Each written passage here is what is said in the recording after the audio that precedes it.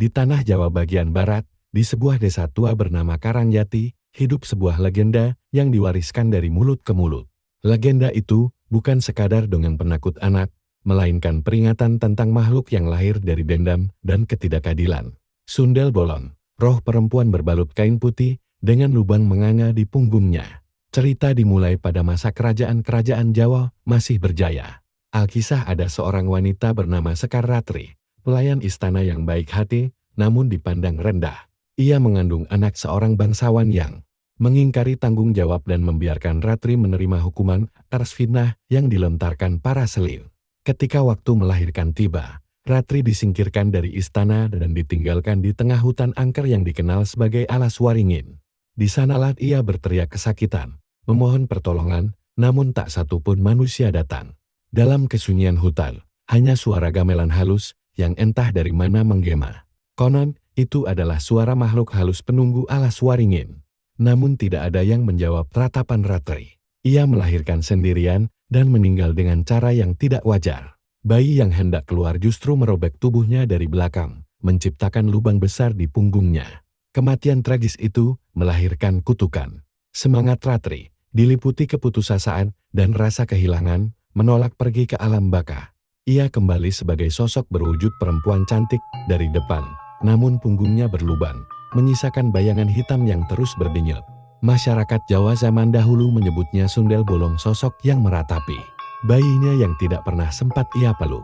Dalam legenda Jawa, ia digolongkan sebagai roh penasaran yang tersesat antara dunia manusia dan dunia makhluk halus. Konon, para pinisepuh mengatakan bahwa ia dapat berubah wujud seperti gadis ayu berbusana kebaya, menggoda siapapun yang lewat malam hari.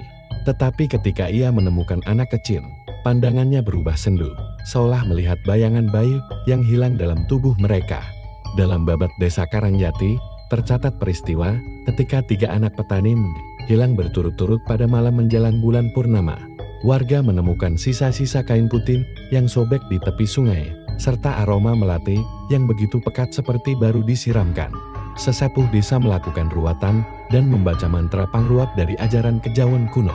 Mereka percaya bahwa roh Ratri mencari pengganti bayinya anak-anak kecil yang dianggap murni. Untuk menghindari hal itu, warga memasang sesaji di bawah pohon beringin, bunga melati, 7 butir telur ayam kampung, serta asap kemenyan. Namun pada malam ketiga, suara tangis perempuan terdengar dari arah hutan. Warga yang memberanikan diri mengintip dari kejauhan mengaku melihat perempuan berambut panjang menangis sambil menggoyang-goyangkan gumpalan kain seakan menggendong bayi. Ketika kain itu jatuh, terlihat bahwa perempuan itu berbalik tanpa menggerakkan kakinya. Wajahnya pucat seperti tanpa darah, dan punggungnya yang berlubang menganga memperlihatkan kehampaan. Ia berkata lirih, "Anakku, kembali padaku." Lalu menghilang di antara kabut. Sejak itu, warga Karangjati mempunyai aturan.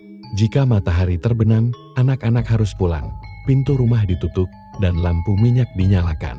Mereka percaya cahaya mampu membuat sang roh menjauh, karena ia hidup dalam bayang-bayang duka dan gelap. Hingga kini, legenda Sundel Bolong masih hidup. Orang-orang Jawa percaya bahwa di tempat-tempat sunyi di bawah pohon besar, dekat pemakaman lama, atau di tikungan sepi, kadang terdengar suara perempuan menyanyi dengan nada sendu.